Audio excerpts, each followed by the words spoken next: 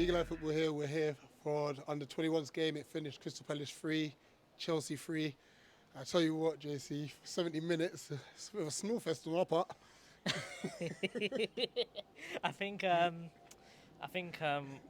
75 minutes, 80 minutes, I think I was looking at this game thinking, we got to do fan cams now. What am I going to talk about? But they seem to have turned it on in the last 10 minutes, and it was a very enjoyable end to that football match. Absolutely. I mean, we started off the first couple of minutes very bright. Malcolm should have hit the target, to be fair. And then we allowed Chelsea back in the game, and I tell you what, they showed their class.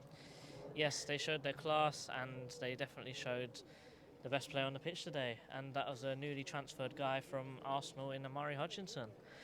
Great player, should have scored a hat-trick with that free kick that came straight off the inside of the post. Brilliant player. I think Chelsea, they as a team, as a youth team, they look so good, so comfortable on the ball, and if anything, it looked like we were playing the real Chelsea first team with just the amount of skill and talent that they had in that squad.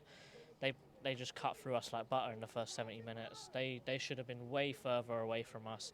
They should have been out of reach, but we came back somehow. Somehow we did. Let's break down our defensive attributes, because I feel like for all three goals, we contributed to our own downfall. The first goal, we've given the ball away in our own half. The second goal, Goodman's made a cracking save, Oh yeah. and we've just not reacted. And the last one, we don't press enough, and it takes the deflection and go in and such. Paddy's going to be very disappointed with those goals. Yeah, I don't think that the defenders helped out the keeper much, because he made some good saves. I think his kicking started off a little bit ropey, but the longer we kept a clean sheet since the last time we conceded, the longer that time he got a bit more confident. And that's when you saw him kicking the ball out with his right foot and his left foot and being more confident. And sort of, instead of trying to make the easy pass to the centre-back, he pinged it to the full-back instead, and that starts off the attack much faster. So I think the defence needs to be looked at. They need to do a bit more training on how they defend, how they stand up the man. But, this is the joys of youth football. Everyone's here to learn, and there's no reason why all of them can't be in the first team in the next couple of years or months. So, 75 minutes in, we're looking at each other like, oh boy, this is long. And then, obviously beforehand, we got one back to make it 2-1. Amalabu scoring the goal there. Yes. Then obviously we've conceded the third. 3-1, no? So it went 2-1, then it went 3-1, because Okay. we conceded the third from the deflection shot. And then all of a sudden, we woke up. Yeah. So what do you think was a change that brought about the comeback? Because we also could have won it in the end. Yeah, I tell you exactly what it was, and it was a player that thought, I don't want this to be an embarrassment, and that was David Ozo.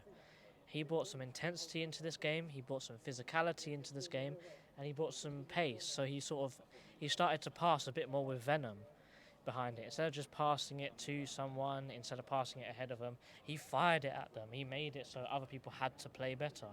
And it was infectious across the whole team. Everyone started playing better. And then look what happened. We went bang, bang, 2 goals. We're looking at the 90th minute. We've gone into extra time pretty far, and we're thinking, we're going for a winner here. We could win this.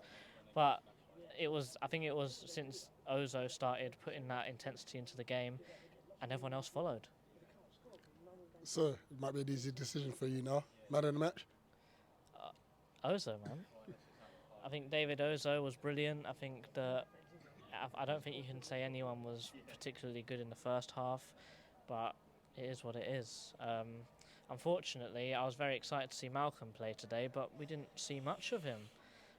That's not a dig at him. I'm just saying that he was a bit non-existent on that right wing today. He had a little bit of time in the 10, but I don't think that's suited for him at all. Absolutely. JC, big up as always. Pleasure.